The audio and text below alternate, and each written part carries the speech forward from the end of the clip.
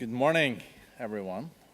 It's a great pleasure to have Dawn Aung San Suu Kyi, State Councillor of Myanmar, with us this morning.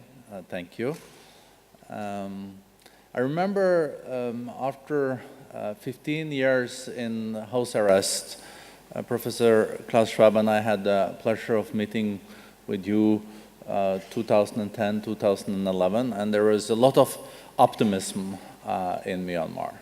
And also after your landslide elections in 2005 and consequently 15, thank you. It was a test this morning. And in 2015, you took over as State Councillor in 2016. Looking at a little bit more than 2 years, you have now been State Councillor.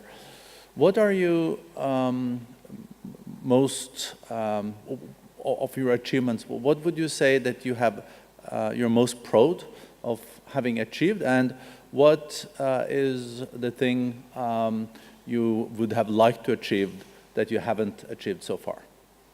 I don't know whether pride is the word that I would use, but satisfied perhaps, although not full satisfaction, because I think you always aim higher.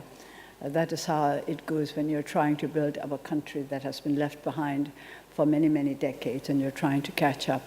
But I think if I have to give just one answer, I would say it's the way in which our people have been quick to grasp the new opportunities that have emerged. Not everybody, of course. You can't expect everybody to be able to put their hands firmly on the new opportunities. But young people, they have changed. And also, I have to say, our civil servants, not because some of our civil servants are here, but I think over the last 2 years, we have started seeing a change in them. I'm not just talking about corruption. It's also about the fact that they feel more confident, and they feel that they can take initiative much more, and that they will be listened to, and that they are part of the whole endeavor.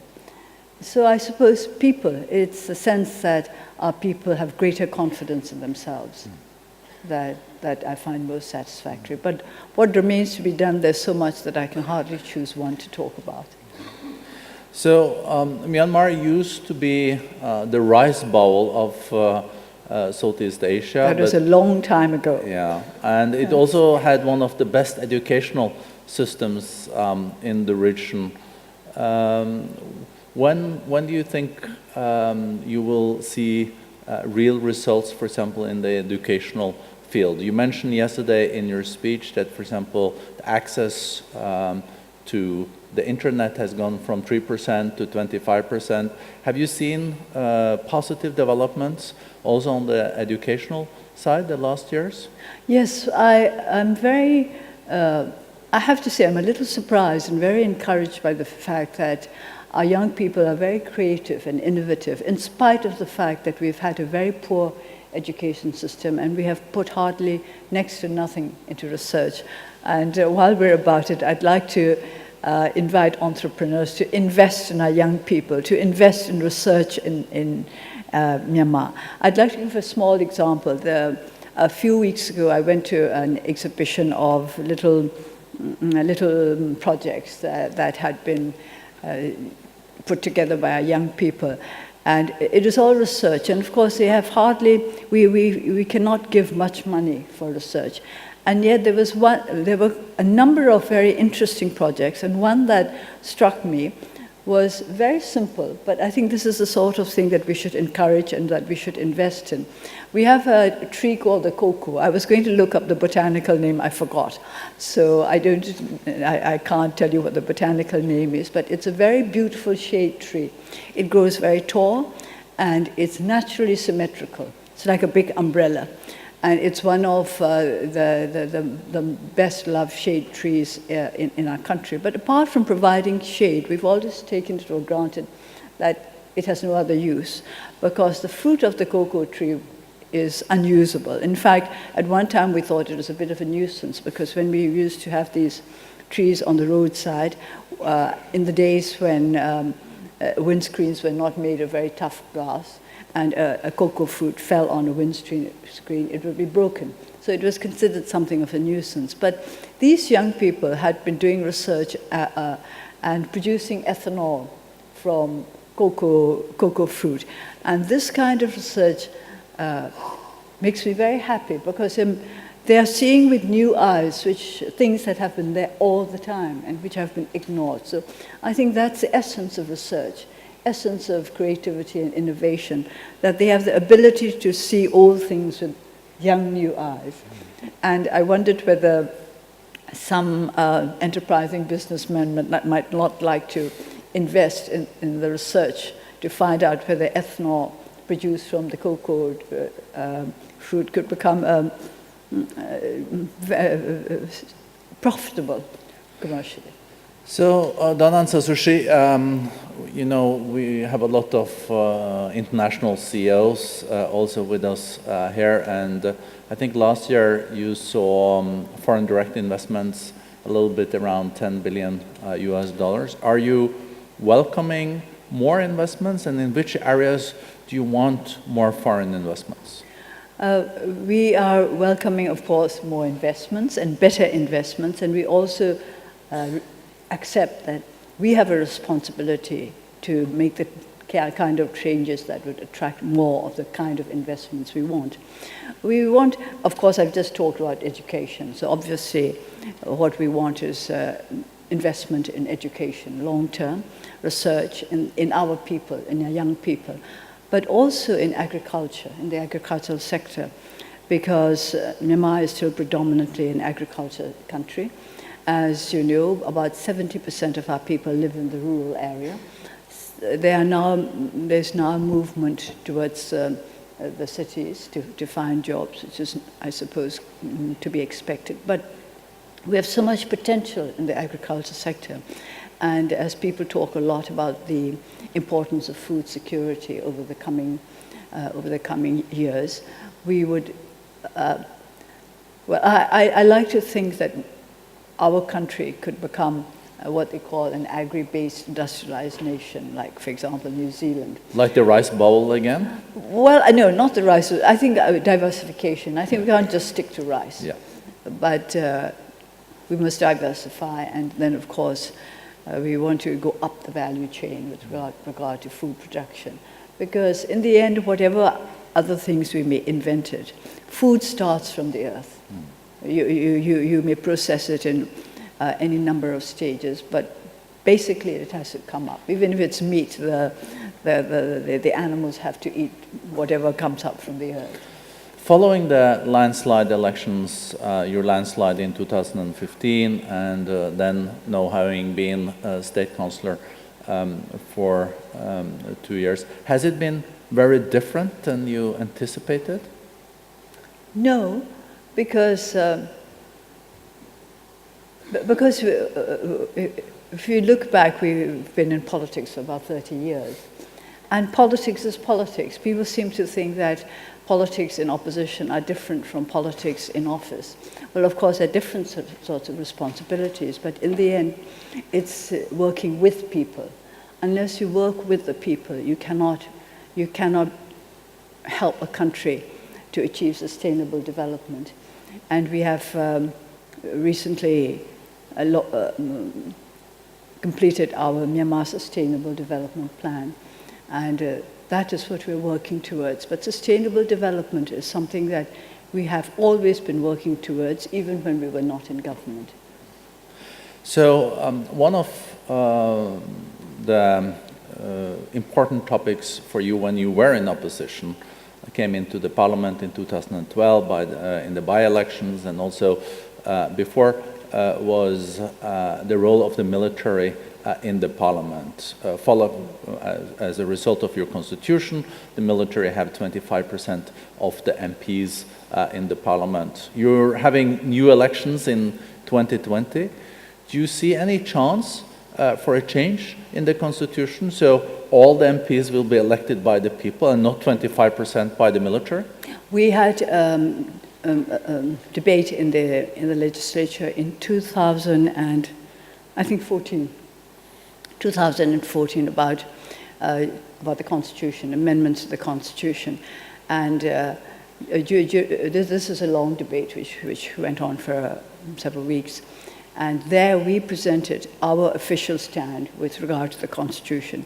We were very, very frank about the parts of the Constitution that we thought should be changed, and we stated that 25% unelected parliamentarians was not in line with democratic values, and this has to change, and that all legislators should be elected freely by the people. But we also made the point that in the interests of national reconciliation and stability, we would negotiate this step by step, that we wouldn't, there were some people who recommended what they called amending the Constitution on the streets, which is to say going out and having demonstrations and starting a movement that will force a change in the Constitution. But this has never been part of the policy of the NLD. I think very, very few people realize that during our 30 years as a political party, we have not once organized a public demonstration. We have tried to do everything within the framework of the law because we believe that rule of law is absolutely essential for the stability of our country, for the security of our people. So we said, no, we were not going to amend the Constitution on the streets. We would do it through negotiation within the lawful channels. But this was something that we were very open about. And the military knows that we do not accept the unelected 25%. And we want to negotiate a change step by step. Mm-hmm. So this will be interesting to follow. Another challenge for Myanmar is, of course, related to the officially 135 different ethnical groups, and there is still conflicts with some of them. The last years, there has been a lot of focus on the situation in the Rakhine state, and this is a question that you also get very often. And I think last year you committed to also repatriate 1 million people that fled from the Rakhine state to Bangladesh. What is the timetable for this repatriation? Well, the first repatriation was supposed to have started on the 23rd of January. But at that time, Bangladesh said they were not ready yet. Mm. So because we signed an MOU on the 23rd of November we're 2018, so that was in 2017. And so, but that was when it was supposed to have started. So it's, as there are two countries involved, we can't alone decide when the repatriation has to begin, because they have to come back from Bangladesh. We cannot go and fetch them from Bangladesh, and we have to accept them at the border in line with the agreements in the Memorandum of Understanding. So how do you feel about this situation with the Muslim minority that has fled to Bangladesh, Rohingyas or Muslim minority? Do you feel that the military in Myanmar has handled this well, or would you have, in hindsight, seen this handled in a different way? Because there has been a lot of international focus, and also the UN has come out with pretty strong statements on this. Well, yes, I know there has been a lot of international focus, but when you say, how did the military handle it, I think perhaps I was thinking of the military aspect of the operations, because, of course, the political aspect is something for which the government has to take responsibility. Mm. And as I like to say from time to time, although we only have 75% of the power, we have to accept 100% of the responsibility. That's what elected government is all about.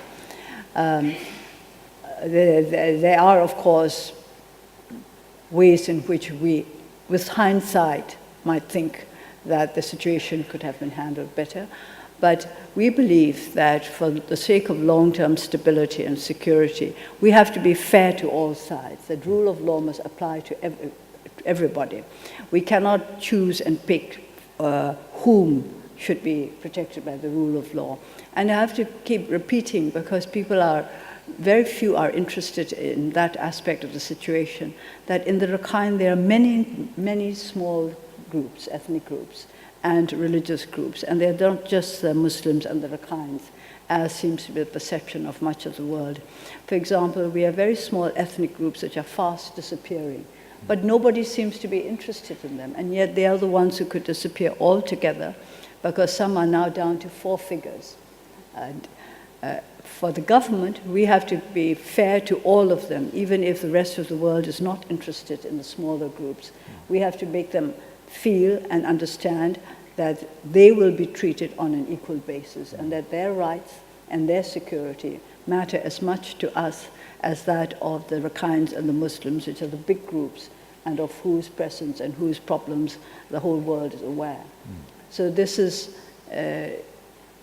if you like, this is part of the responsibilities of duly elected government. Some people, a democratic government is never elected by 100% of the voters, but you have a responsibility to all, even the ones that did not vote for you. So, but when the Rakhine state is a big state, it's a big area, but also as a humanitarian and as a human being, if you look at the burned buildings and the situation for children and women following what has happened there, I think it also touches you as a human being, this thing. Well, this is the very reason why one of the first things that my government did when we took up the responsibilities of administration was to organize a central committee for development and rule of law in the Rakhine. And this is well before the first terrorist attacks, which launched the latest round of problems.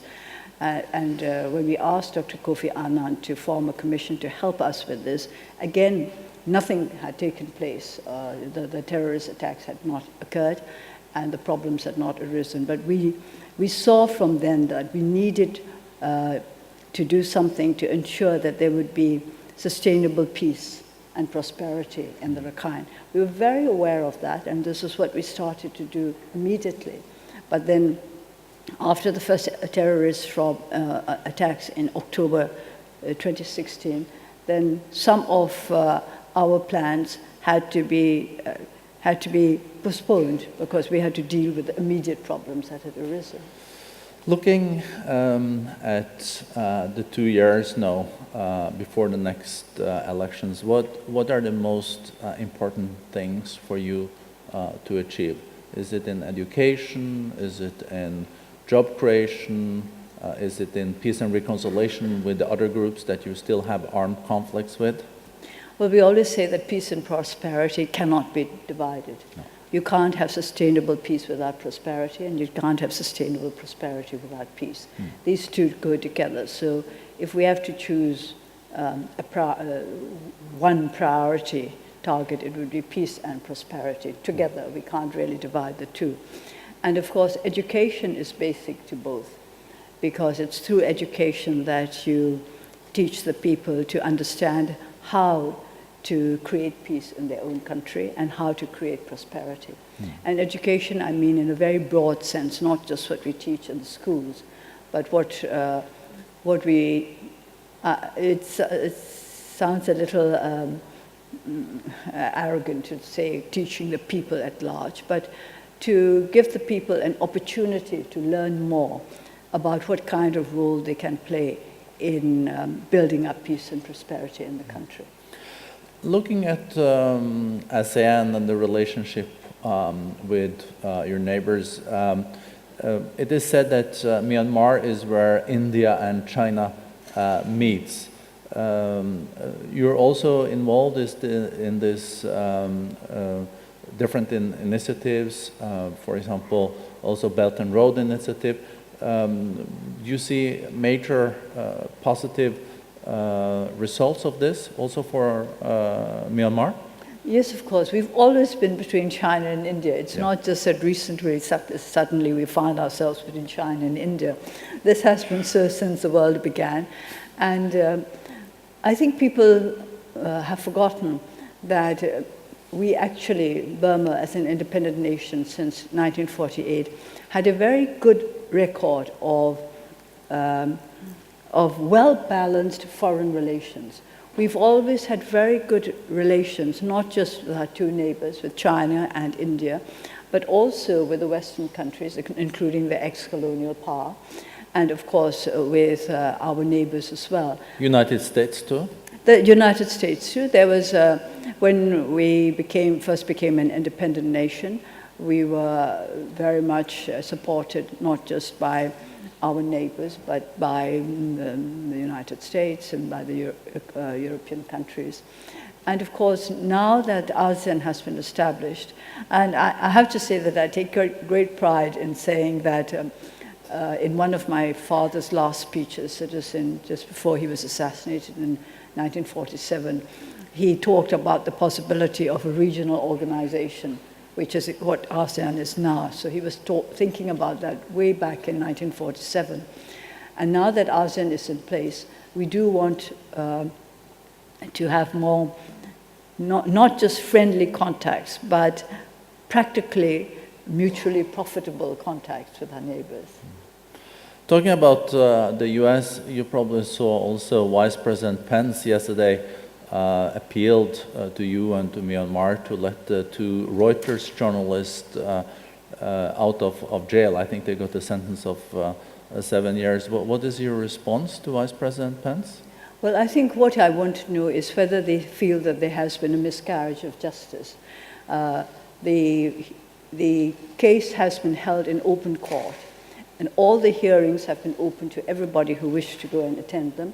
And if anybody feels that there has been a miscarriage of justice, I would like them to point it out. And I wonder whether very many people have actually read the summary of the judgment, which had nothing to do with a freedom of expression at all. It had to do with the Official Secrets Act. But I don't think anybody has actually bothered to read it. And they should read the summary and point out. You've read it? Of course, I'm obliged to read it. And it would be, I think it would be very remiss of any member of the government not to have read it. But I would like them to read the judgment and point out where they think there has been a miscarriage of justice, if there has been a miscarriage of justice. And you know, of course, that due process allows them to appeal the sentence. But I guess you also, as a democratic leader, don't feel comfortable with journalists being jailed. It's not a matter of, they were not jailed because they were journalists. They were jailed because the court has, sentence has been passed on them, because the court has decided that they had broken the Official Secrets Act. So if we believe in the rule of law, they have every right to appeal the judgment and to point out why the judgment is wrong, if they consider it wrong.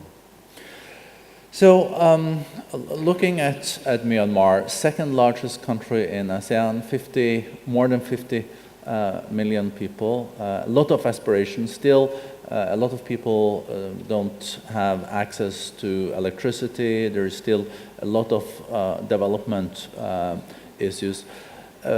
After 2 years, do you think you got the support from the international development community as you expected? Where do you feel that the international community can support more on Myanmar's transition into then in the future? I guess the aspiration is a middle-income country. Well, actually, with regard, you mentioned electrification. I think the improvement in electrification is one of our achievements that has been noted by the Myanmar Living Conditions Survey. The improvement is very good, and it's particularly good because it has taken part in the rural areas. But with regard to whether we have received as much development aid as we expected, I can't say that we expected development aid as such. We've always taken it for granted that one has to earn what one's get. And even aid and assistance has to be earned by what you are able to put in as well. It's not just sitting there and waiting for somebody to help you, but helping yourself so that there are others who feel that they would be happy to take part in the enterprise as well. Now, looking at this country in Vietnam, as mentioned in the Secretary General's message yesterday, there was like more than 50% poverty in this country just a few decades ago, and now there is only 3%. Are you expecting the same kind of development in your country? And do you think you have the policies currently to achieve this? I think so. But of course, policies don't stay static.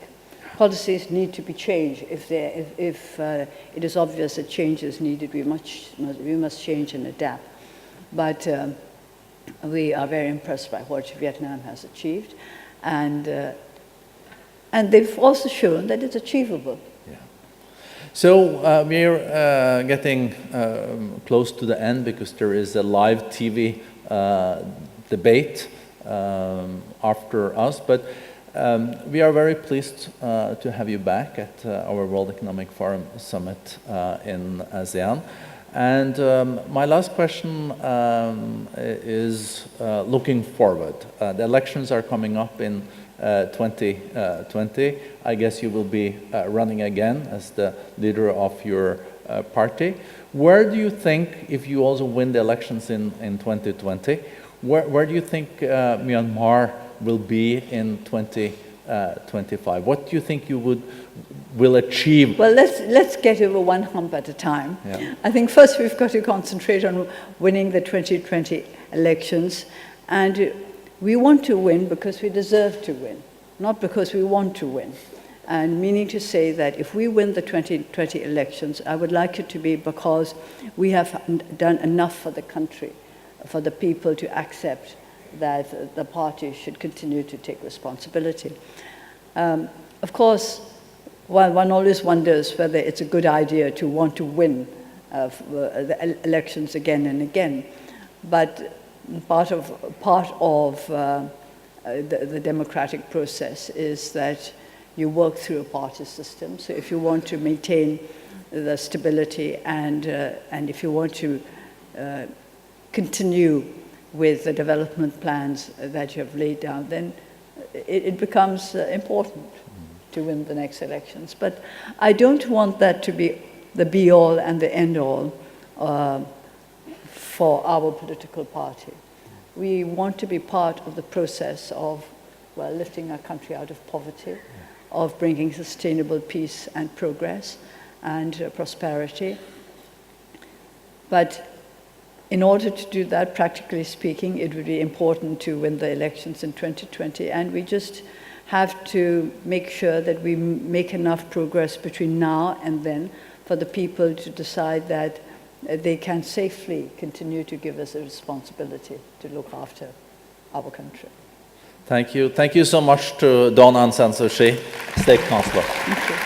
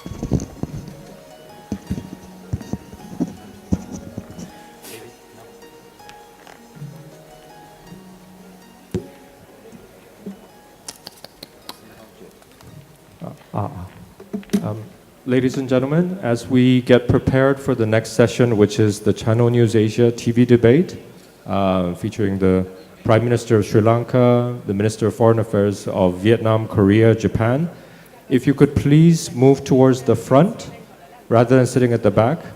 I think, given it's also a TV debate, I think the optics would also be very important. So please move to the front if you don't mind, and we'll start filling the seats from the front. Thank you very much.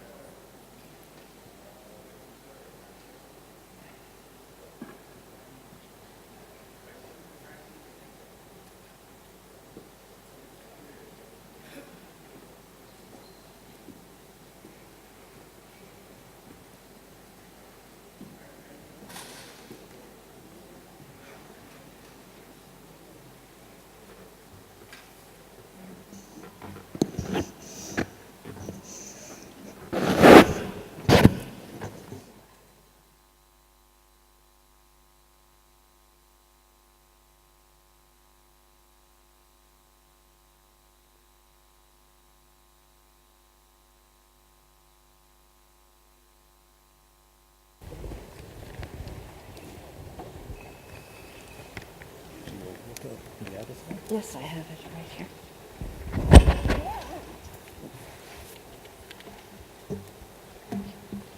Smart. Not sitting.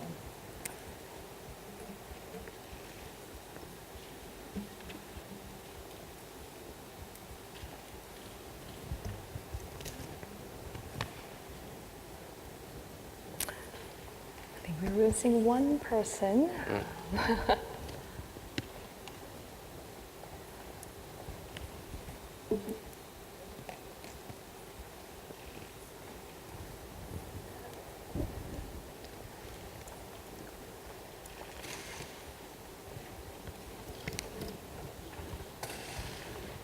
I believe you're waiting for one more panelist to join us, so if you could be just a little bit patient, and we'll begin shortly. Thank you.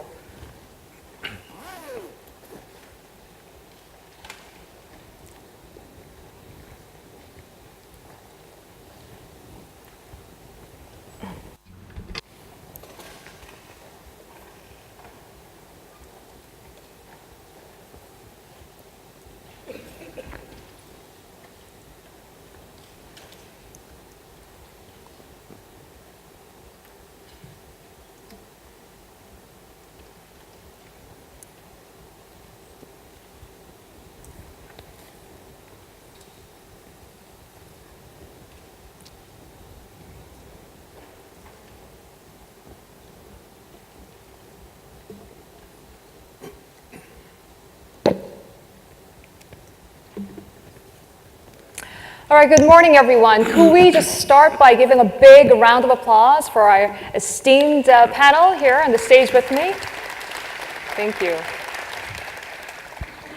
So hello everyone, and a very warm welcome to the World Economic Forum's panel discussion titled Geopolitics in Asia, Threats and Opportunities. We are coming to you with a live audience from the National Convention Center in Hanoi, Vietnam. I'm Julie Yu, I'm with Channel News Asia, and this panel was discussed and developed in close collaboration with the wonderful folks here at World Economic Forum. Now, today's topic cannot be more timely given Asia's geopolitical realities. We've seen the peace barometer in Asia swing between two extremes of nuclear tensions on the Korean Peninsula to historic peace talks and ongoing security concerns on the South China Sea. And also the increased friction and competition between the United States and China for dominance in Asia. Now, these shifting landscapes beg the question, is Asia's geopolitical outlook more optimistic or pessimistic? And how the US and Sino rivalry define the future of this continent? And also, what should the regional players like ASEAN as a grouping do to preserve peace and stability in Asia? Now, we will explore these questions with our distinguished guests. I'm very pleased to be here with such great names. I'm sure we don't need an introduction, but I'm sure we'll benefit from their insights and their perspectives in the next hour. And at the same time, this is not going to be a one-way discussion. We will invite you, our audience, to take part. So please challenge our esteemed panelists in the Q&A session later in the program. So without further ado, ladies and gentlemen, please allow me to introduce my very illustrious panel. Starting to my left, we are honored to have Mr. Ranil Wickremesinghe. He's the Prime Minister of Sri Lanka. To his left, Mr. Pham Binh Minh, Deputy Prime Minister and Foreign Minister of Vietnam. To his left, we are pleased to be joined by Ms. Kang Kyung-ha, Foreign Minister of South Korea. And to her left, Mr. Taro Kono, Foreign Minister of Japan. And Dr. Lin Kwok, finally, Senior Research Fellow at the University of Cambridge. She's also the Associate Fellow at the International Institute for Strategic Studies, Asia. So welcome and thank you for joining us. I'd like to kickstart by posing this question to everyone here on the panel. 3 key things that you're most concerned about or you're watching out for in Asia's geopolitics. Perhaps you can start, Prime Minister. Thank you. Thank you for calling me and also asking me to mention my 3 concerns. The first, looking at geopolitics of Asia and the frictions between America and China, I would be concerned about how the rebalancing of global order takes place. This is in the background of the rebalancing that finally the US-China relationships have to be determined, and with that the geopolitics of Asia. It's in the last 70 years after the war, especially after the collapse of the Soviet Union. So we've seen Asia come up. An original understanding between China and US seems to be evaporating partially. And within it, we have to now work out the relationships. And the issue of China is that China is not merely an Asian issue, but China is also in Europe, in other areas. So that's the first issue. Secondly, the issue of the Indian Ocean, or the Indo-Pacific as we are now called, which again relates to the role of China within the Indian Ocean, and how do we ensure that within the Indian Ocean and in the Pacific, UNCLOS is respected. From that comes the third connected issue, what happens to the multilateral order? Mm-hmm. What we built up has been a multilateral order. Is that multilateral order decaying? Will it be diminished? Or can we strengthen the multilateral order? If the multilateral order is no longer there, then what is going to replace it? So these would be the 3 concerns that I have, but none of them keep me awake. Thank you very much, Prime Minister. Deputy Prime Minister, please. Thank you, Julie, for the questions. I think that I have many things to be concerned, but since you asked only 3 concerns, and the first concern is that for me, this is the 4th industrial revolution. yesterday and today, and this is also the theme of the forum. And yesterday we talked about the opportunities of the fourth industrial revolution. Yes, for sure, it is undeniable that the revolutions offer tremendous opportunities. But if the country cannot seize the opportunities, they can be left behind. And the development gap will be widened. Then it would lead to the transformations of the geo-economic as well as geopolitical landscape. So that would be the threat to the countries that cannot seize the opportunities. And the second concern is that the worrying trend of the rise of the nationalism, protectionism, as well as power politics, strategic competition, that lead to the choice of the nations, big or small, to adapt to that situation. And the third one is that the traditional and non-traditional security continue to be a threat, including the maritime disputes, the climate change, cybersecurity, etc. So those are the concerns that I have. Thank you. Deputy Prime Minister, thank you very much for sharing your thoughts. Minister Kang, what keeps you up at night? Well, I think three things you asked for, and I think many of these issues are interrelated, so they can be packaged into three key areas. Of course, from my government's point of view, getting traction on the denuclearization and peace process that is very now much in motion. It's a daily concern to get movement on this, but if we compare where we were a year ago, I think we're in a much better situation. You know, a year ago, we were faced with growing tension and confrontation with North Korea testing its sixth nuclear weapons test and a series of missile testing as well. And as a result, the global community has responded with a series of sanctions resolutions, which remain in place because these will remain in place until we see are assured of North Korea denuclearization. Compared to that situation where we are today, after 2 South North Korean summits, the first ever US-North Korea summit, and through these summits, the three countries agreeing to work towards complete denuclearization, and by that we mean North Korea's complete denuclearization, and also agreeing to work towards a more stable peace regime to replace the armistice regime, which is currently in fact. So in the larger scheme of things, we made huge progress, but getting traction on the negotiations to get to that goal is a daily concern. We are currently preparing for a third summit meeting between my president and the chairman of North Korea next week in Pyongyang, and hoping that this will be a significant step forward on denuclearization and peace.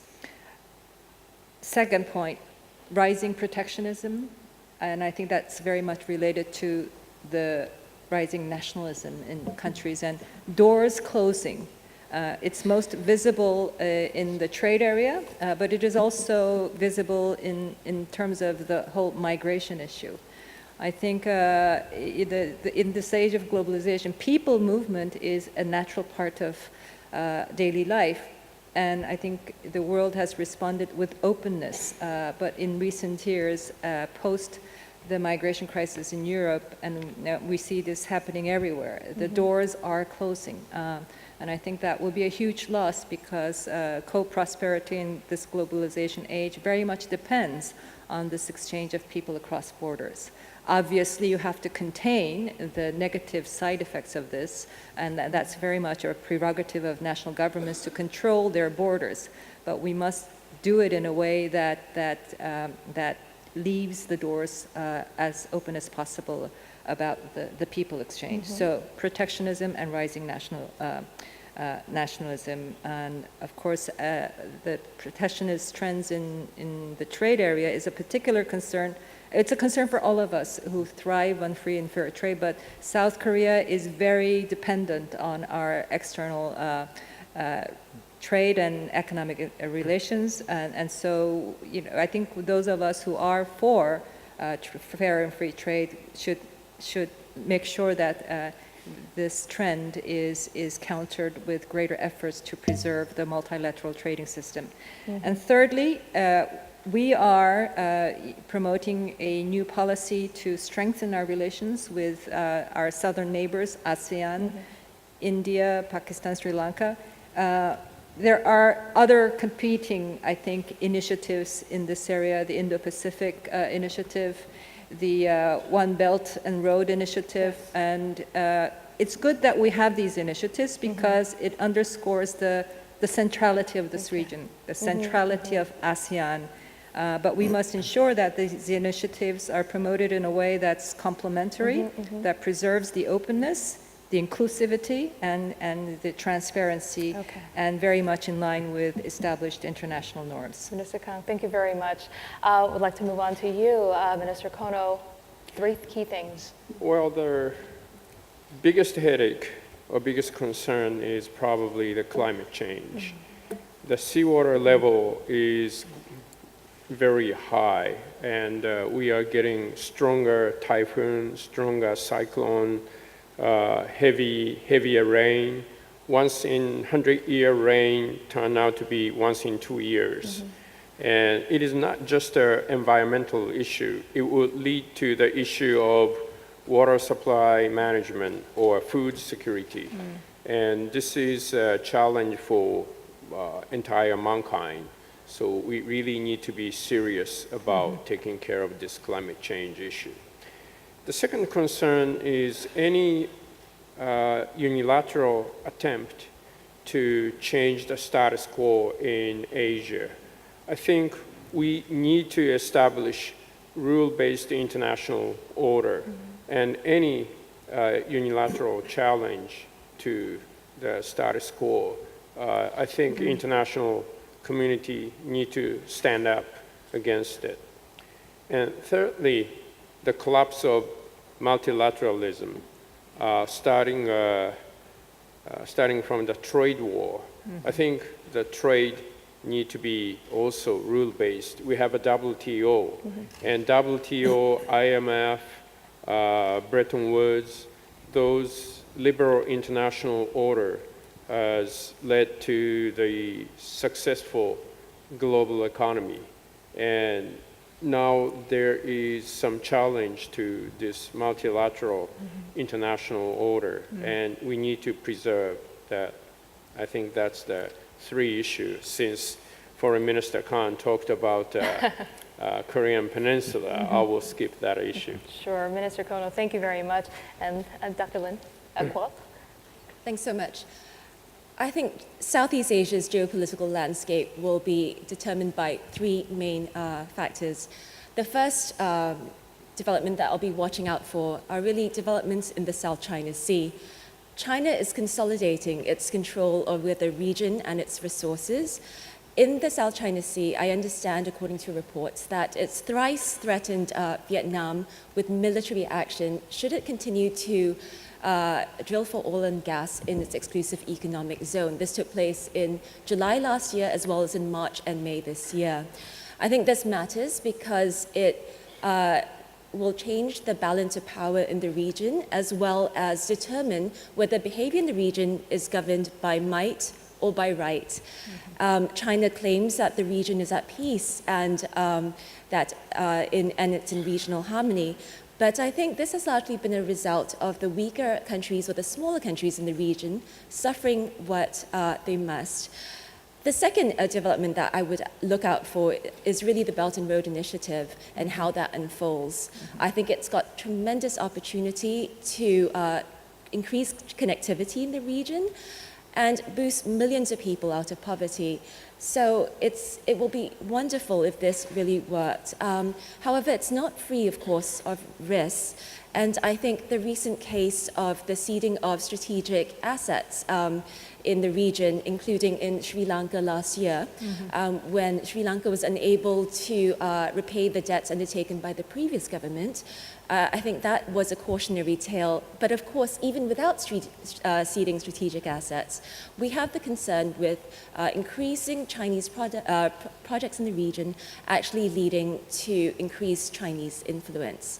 And the third thing I would be looking out for is how geostrategic developments, the broader geostrategic developments in the region, actually have implications for domestic dynamics. Now, many countries in Southeast Asia are multi-ethnic, and so if China seeks to persuade, as it is seeking to do, certain domestic constituents within countries that they should ally itself with China's position on certain issues, then this has destabilizing implications for internal dynamics within countries and across borders as well. And of course, with increasing Chinese presence in the region through Belt and Road initiatives, we also have changing dynamics, ethnic dynamics within these countries, which we need to be very careful about and manage carefully. So I would highlight those three concerns. Thank you, Julie. Well, thank you very much for all your input there. A broad range of issues on the forefront of the minds of our panelists here, starting from global power plays, North Korea, South China Sea, climate change, and also the 4.0 industrialization. I would like to just start by opening up to the audience and see if there's anyone has a question for our panelists here. Okay, I see one. Why don't we start with you? If our usher can, gentleman here in the front, just for a quick warm up. Thank you. My name is Van Arichiang, YGL from Cambodia. My question regards to the perspective of all the panelists with regard to the free and open Indo-Pacific. Thank you. So, should we go with maybe Deputy Prime Minister? Would you like to go first? Thank you for that questions. Now in Asia or in Asia Pacific, we are not having only one initiative, that is Indo-Pacific or the open and free Indo-Pacific. We have in this region, we have several initiatives. For example, Belt and Road Initiative from China, Indo-Pacific Initiative, not from the US, from Japan, from India, as well as in Indonesia. So this is all the initiative related to this region. Our position is that we welcome all initiative if it contributes to the maintenance of peace, stability, and prosperity in the region. And the initiative must be open, transparent, inclusive. So this is our positions on that. So not only Indo-Pacific, we have many initiatives, and those initiatives, if they respect international law, respect self-determinations of the nations, that's we all welcome. Thank you. Minister Tarakono, would you like to? Could I just please. add to that? I think I pretty much said in shorter terms what the Deputy Prime Minister said in terms of the Indo-Pacific, the various versions of that depending upon the country, but it's critical that the fundamental principles of openness, inclusivity, and transparency is what drives all of these initiatives. I think the centrality of ASEAN is also a fundamental element, and therefore our new Southern policy is certainly designed to work with ASEAN towards a generation of momentum for further growth in this fourth industrial revolution age, which means really utilizing the possibilities that technology offers us to enhance connectivity within ASEAN, to close the development gap within ASEAN. And we have a sort of a lead experience in this area in the IT sector. Our experience in e-government, e-commerce, and smart cities and smart factories, I think will certainly be something that we can offer to address this challenge within ASEAN of connectivity and development gap. So I think all of these initiatives really should focus on the centrality of ASEAN. And I think if we do so, we have a shared grounding where we can then make sure that these initiatives are complementary. All right, If I could just yes, add please. to that, I think, in my view, the Indo-Pacific concept or strategy is a very important analytical tool to help us understand the region a little bit better. It underscores the connectivity between the Indian and Pacific Ocean as one strategic operating theater. It also underscores the maritime nature of the region and how in the region security is very much about maritime security. So that's its analytical usefulness. It also has important practical implications, and I think that one of them is to ensure that by having more powers involved in the region, it ensures that no one power dominates the region. So that's the first point. And on the second practical implication, I think, is that it ensures that, well, having buy-in to this strategy also suggests that countries, apart from the United States, all subscribe to the principles that Minister Kang highlighted earlier, the principles of openness, inclusivity, and transparency, and that countries in the region actually care about a rules-based order. So I think those are two very significant, useful aspects of the Indo-Pacific strategy. Thank you very much, Dr. Kwok. If I may. Yes, please, Minister. Back in the 60s and 70s, the Japanese economy import oil from Middle East through Indian Ocean and sold the automobile to North America through the Pacific Ocean. And the 7th Fleet of United States Navy ensure the freedom of navigation. And we believe that freedom of navigation is the key for the global economic development. So now what we are trying to do is to connect from eastern shore of African continent through Indian Ocean, through ASEAN countries, through Pacific Ocean to the western coast of North and South American continent. In order to do that, we need to establish rule-based maritime order. And then we need to increase the connectivity through high-quality infrastructure, meaning that any infrastructure project must be open, transparent, economical, and has to be considerate to the financial soundness of recipient countries. And we also need to provide capacity building for counter-terrorism, counter-piracy, maritime law enforcement capability. So that are the three pillars of our free and open Indo-Pacific. Now, United States alone cannot ensure the freedom of navigation in the region. So as you said, it needs to be everyone engaged in keeping the sea lines of communication free and open. And that's what we are trying to do. All right, we would like to go back to the audience here. I'm going to bundle two questions together, a gentleman here and a gentleman here, please. Thank you.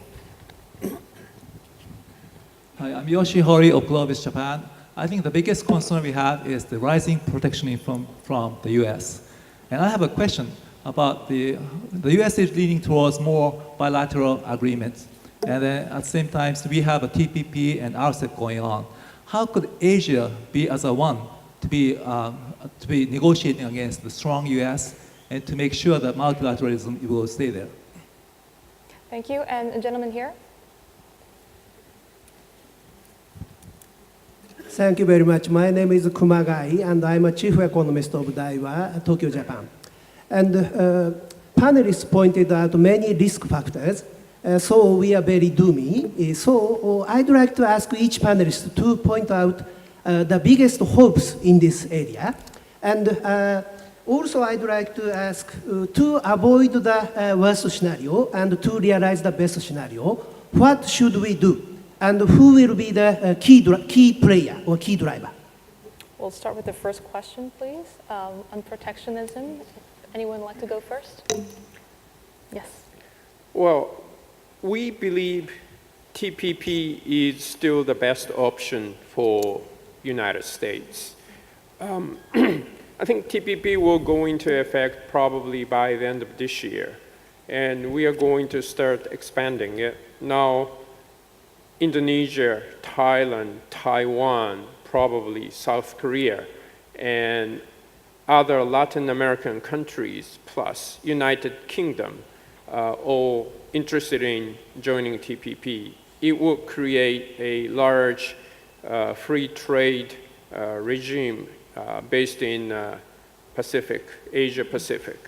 And it'll be very attractive for American industries, American farmers to join it. So we are still hoping the Trump administration or administration after that will be interested in and will be determined to come back to TPP. Recently, we see a lot of high education spreading all over the Asia. Asia produce very good human resource in artificial intelligence, robotics, programming, all high-tech industry. And I think that's the core of the future for Asia. And we see more and more human resource is developed in Asia. We are actually supplying out of the Asian region to all over the globe. So I think that's what's probably the best scenario. We need to continue investing in human resource. Minister Khan? Well, I think Minister Kono has been provided, yes, are these protectionist trends, but there is also a huge push to further expand free and fair trade, and the TPP initiative is certainly very important. And as he said, I certainly hope that my country will be able to join sooner rather than later. But there's also a lot of discussions going on to upgrade existing free trade agreements, whether at the bilateral level or at the regional bloc level. So it's not all protectionist trends gathering steam. There's also a lot of efforts to preserve and further expand the free and fair trade space.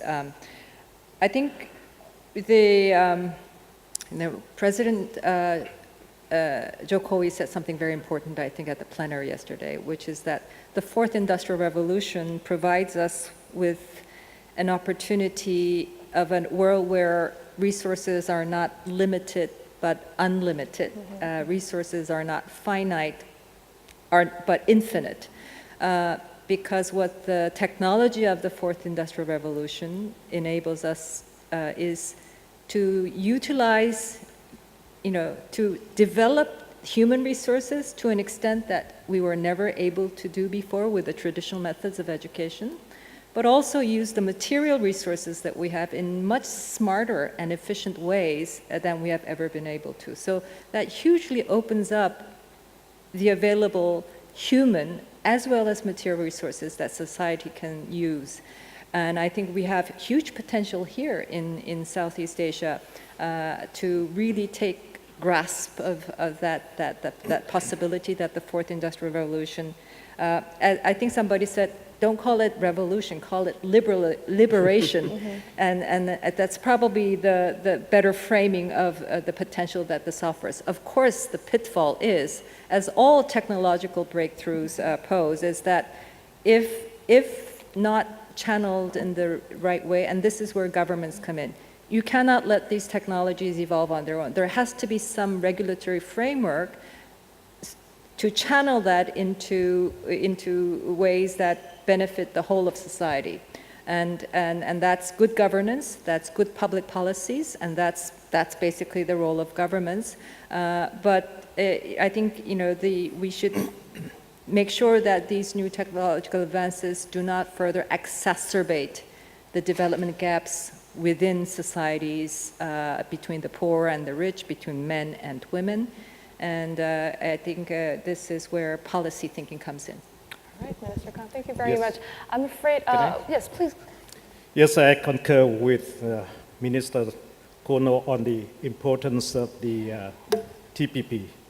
And we believe in the multilateral trading system. And we support the free trade spirit.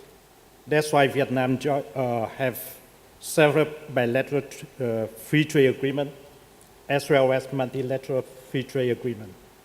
And we believe that the TPP is the very high standard agreement. That is the most high standard. agreement that Vietnam has been participating. So we believe that if United States join, so we will welcome. And now in the region, we are negotiating the ASEAN. This is also the multilateral free trade agreement in the region. So this is, our position is that we are supportive to the free trade agreement. Thank you. Evelyn. Thank you. On the gentleman's question on how Asia can ensure that multilateral trade system remains in the region and is supported, we spoke earlier about the Indo-Pacific strategy. Now, that's very much a work in progress. And at present, I think its economic dimension is weaker than its security dimension. In this respect, I think the United States lost out an important opportunity to signal commitment to the region economically by withdrawing from the TPP. Now, its current focus is on bilateral trade deals, as well as what appears to be private sector-led economic engagement with the region. Now, whether that is sufficient to offer up viable alternatives to China's hugely ambitious Belt and Road Initiative, or even to complement it, is an open question. So I think Japan did a wonderful job in terms of leading other nations to move forward with the TPP, thereby leaving the door open for the United States. And I hope that the United States will reconsider its entry in the TPP. The gentleman over there talked about the greatest hopes for the region. Now, my greatest hope is not only to see a region that is strong and prosperous, but also a region that is compassionate and kind to the weakest of its members. Now, we've had the conflict in the Rakhine State fester for years now. The most recent manifestations took place 2 years ago in October 2016, when militant attacks on security outposts in Myanmar led to reprisals, which has since led to over 500,000 people fleeing, many of which are children and women. Now, this crisis has been going on for way too long, and over 500,000 children are without education or with very little education. And so what are we going to be, as a region, going to be doing? This has security implications for the region as this problem is allowed to fester. Mm-hmm. But more than that, I think it's just plain wrong that we have people who are without access to basic health care or education and security. I think Bangladesh is trying to do its best. What can we as the international community, we as the region do to promote and facilitate this crisis? We can start small. Perhaps, may I suggest, a school in Cox's Bazar in Bangladesh and a school in Rakhine State, which will have twinning programs where you can have exchange of students from the Rohingya minority as well as the Rakhine Buddhist majority in the Rakhine State. Thank you very much. Prime Minister, you've been awfully quiet. Would you like to chime in? Yes, I would say, behind using the general slang term, Asia is putting its act together. Mm-hmm. And we now got to take responsibility for what happens. Okay, within ourselves, we still haven't defined what exactly are we going to do. What is Asia? I mean, there are different definitions of it. You have Pacific, you have Asia Pacific, mm-hmm. you have Indo-Pacific. So let's be quite definite of what's the area we're going to cover. But the prosperity of Asia depends on maritime trade. Mm-hmm. That we are all agreed on, and the need for a free and open, stable maritime order based on rules-based order. So what Sri Lanka is now attempting is to ensure the freedom of navigation within the Indian Ocean. The geopolitics of the Indian Ocean itself has changed with the presence of China and the interests owned by some of the other powers. So firstly is to ensure that there's a rules-based order in the Indian Ocean where we'll build up on the UNCLOS. So if that would then take some of the tension. So we haven't got the territorial issues that you have in the Pacific. As to this, for it to succeed, ASEAN has to play a key role because the major, all the choke points come within ASEAN. and ASEAN is necessary to ensure. So if you could at least sort out the maritime order in that part of the world, then let's look at what's left over in the Pacific. Secondly, also in treating Indo-Pacific as one area, I'm all for it. I think that's Asia, but you have to remember the diversity of the Indian Ocean from Pacific. So all stakeholders have to be involved. This is just a start of a new economic order, which will see Asia at the center. By 2050, you could see that. I mean, the whole, if you take the world itself, from Korea all the way down to Australia, from Japan all the way down to India, you would find all these large, or some of the largest economies operating in the world, and we become the center. So how do we, the responsibility then passes on to Asia, on how we maintain such an order, what are the rules that we're going to formulate. There was a time when US looked after the Pacific, the British looked after the Indian Ocean. I was born a subject of George VI, King of Ceylon and the British Empire. There are no Ceylon, there is no British Empire. All that is moving around. So, Prime Minister, thank you very much. I mean, no, we'll take it. I mean, we've got so many hands here who'd like to ask some questions. We'll get 3 more from the audience. Gentleman here, and some on the third row. Yes, and also here, a gentleman with a blue shirt. Sorry, I have a very fat ass. Sorry. Yes, please. Thank you. My name is Kumar, K.S. Kumar, of a company called Sutherland.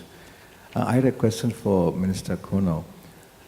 Japan has got an aging population, and possibly it is the biggest aging population of the world, and you'll probably have only about 80 million people by 2040. So you have, on the other hand, the human capital in the other ASEAN countries in terms of the youth population, which is very, very high. Now, is there a thinking around, if you look back, US, for example, has got several millions of people supporting their businesses from India and the Philippines. So, but Japanese, is there any strategy to leverage the human capital, especially the knowledge services, to support the Japanese businesses by, investing in culture and language of Japanese, and support Japanese business from Philippines or from Vietnam or from any of the other countries which have got a high level of human capital? And with the gentleman there in the blue shirt, and the lady there with the glasses in the third.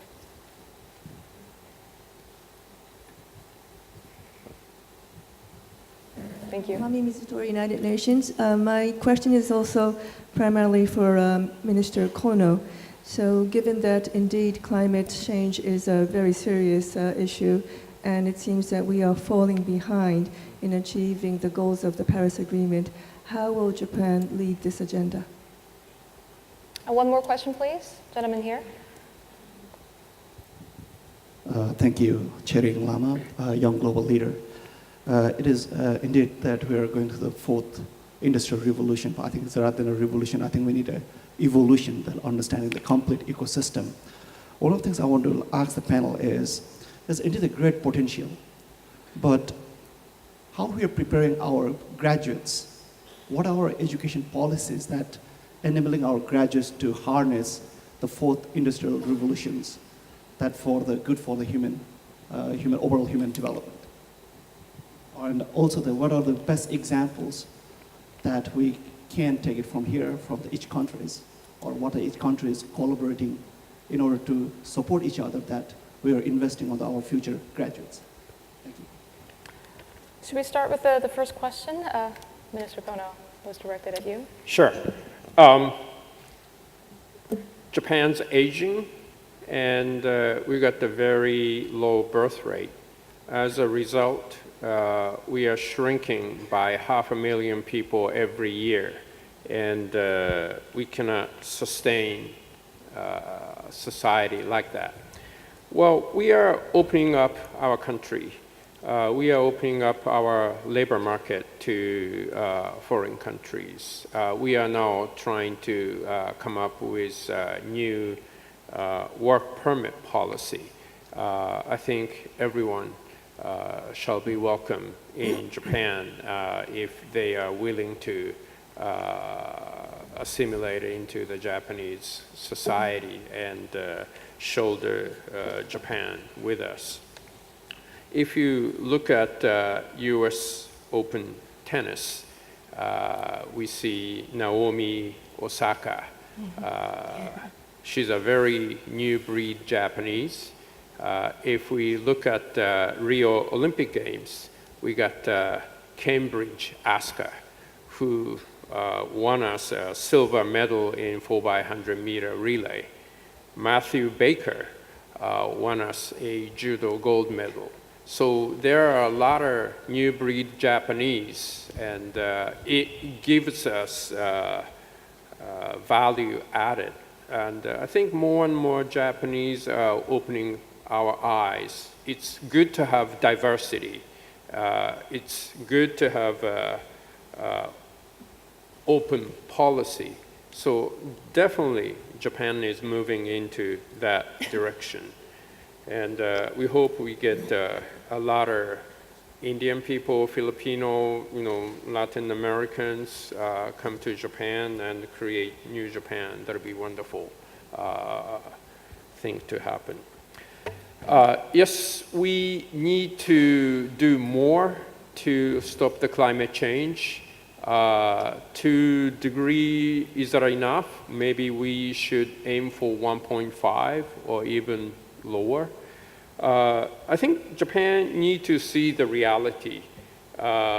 We just cannot listen to the voice of industries. Yes, industry plays a big role, but we have to be in a leadership position in the Paris Agreement. So I think we have to have open discussion. And every Japanese I think every Japanese now realize that climate change is one of the biggest challenge for the Japanese community. So everyone need to get involved in discussion, and we have to really come up with a national strategy, what we should do, what we can do. Maybe we need to do more than what we can do now. So what do we have to do to the future? Japan cannot give excuse not to challenge. I think we need to take leadership, challenging maybe 1.5 degree. Okay. The third question was on the 4.0 and the support for the future generation. Deputy Prime Minister, would you like to answer that question? Since one of your key concerns was on Industrial 4.0 and the support for the future generation. Yes,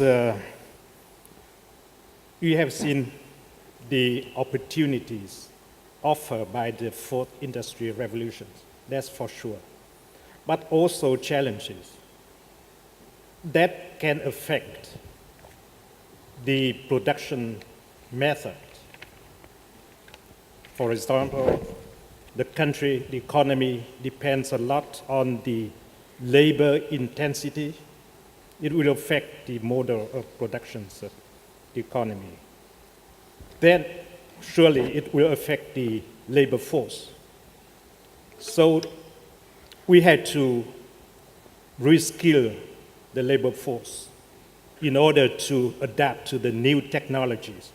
For example, the artificial intelligence, automatic, advanced robotics will take the jobs of the current labor force. So we had to reskill the labor force in that. So the young generation will be affected a lot by the revolution. So I believe that education will be the main focus for any countries. Okay, I believe we have time for one. Could I just add one Khan, point to that? I think certainly it's a challenge for governments to take the possibilities and the challenge of the technology and design education policies to grow people who are fit for purpose, but also while maintaining their humanity along the way. But I think governments also have to be careful not to get in the way. And I'm thinking of K-pop. Everywhere I go, I'm just amazed at the amount of support and enthusiasm that the Korean pop culture has created in so many different countries. And this is not because of any government policy, it's the creativity and the spontaneity of these young generation who are very agile at utilizing all the technological devices at hand. And so the government shouldn't get in their way. The government's work is to open new possibilities, but certainly to create a regulatory environment that harnesses that creativity and rather than hinders that creativity. It's difficult. It's extremely difficult, but that's why you're in government. Thank you very much. I think we have time for one more question. Hopefully this question will be on geopolitics. We have South China Sea, the Korean Peninsula issue. So yes, gentleman over there, right next to the camera. Oh. Thank you yes. For giving me that last question. Could I address this to Minister Kang and Minister Kono? And in the spirit of ASEAN centrality, may I address you as ASEAN plus 3 foreign ministers? Would you give us a sense of what you perceive to be the trajectory of US-China relations? And where does that leave you as treaty allies of the United States? Thank you. Just one more from the audience, maybe. I believe, there you go, the gentleman right at the back. Chris Malone from the Boston Consulting Group based here in Vietnam. We all look to academics and experts who underscore that multilateralism is probably the way forward, but it seems like bilateralism is the reality that we're living in right now. And since we have Minister Kang and Deputy Prime Minister Pham at the center of the stage, it would be interesting to hear about the South Korea-Vietnam relationship, how that bilateral relationship has served the region, and where it might go next. All right, thank you. Just 1 minute each for the answer, if we may. We are just running out of time, so we'll start with the first question, please, and then move on to South Korea and Vietnam. Well, if I may answer the question on South Korea, Vietnamese, the relation, I think it's by all accounts mutually beneficial and growing. Vietnam is our largest trade partnership in ASEAN, largest destination for our investment and largest destination for our visitors to this region. And I think there's like 7,000 or nearly 8,000 Korean businesses finding home here with the full support of the government here. And I think our approach to this relationship is one towards co-prosperity. And so, fitting our engagement that it serves the purposes of the Vietnamese government and people. And I think that I could rest that question there. But the US-China relations, and if you look at just the trade side, it does look very at a moment of particular tension. But I think these are two big players in the global stage with, strategic calculations that sometimes diverge, but also at times converge. And I think on the North Korean nuclear issue, they have converged, and both working towards a complete denuclearization. And I think there's a shared strategic interest in getting to North Korea's complete denuclearization. And this is also because they are 2 of the 5 members of the UN Security Council, the P5 permanent members who have the primary responsibility for peace and security issues around the globe. So I think you need to expand the context to see the two powers engaging with each other at certainly there are moments of tension, but I think there are also moments of strategic convergence. I couldn't agree more with Minister Kang Kwa on the relationship between Vietnam and South Korea. I think that the relation is very excellent. South Korea is number one of the investments in Vietnam, and also one of the biggest trading partners of Vietnam.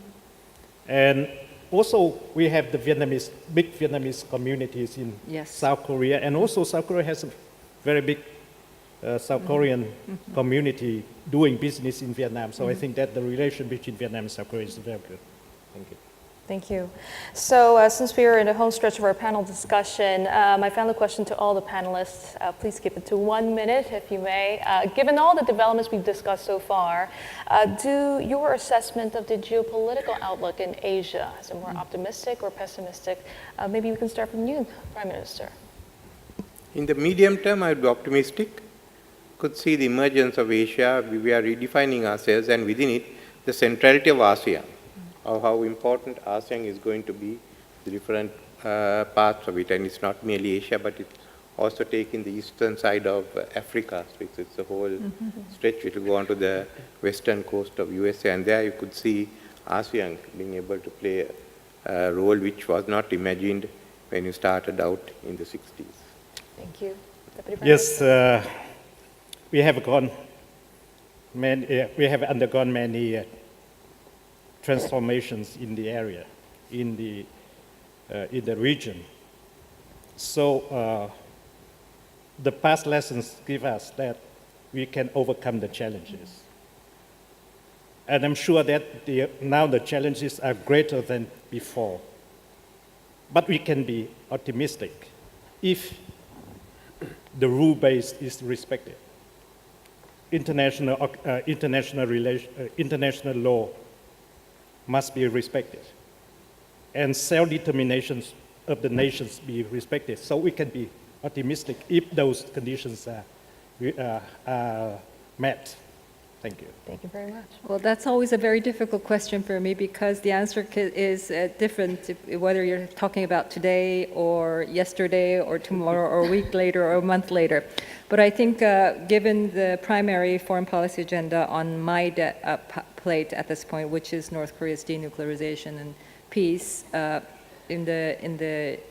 think I can be optimistic. Okay. And I think a nuclear-free Korean peninsula that is wholly at peace will certainly be a great addition to the peace dynamics in this region as a whole. Minister Kang, thank you. Minister Kono. Well, someone said optimists are always wrong and the pessimists are always right, but all the big change has been led by the optimists. So I want to be optimist.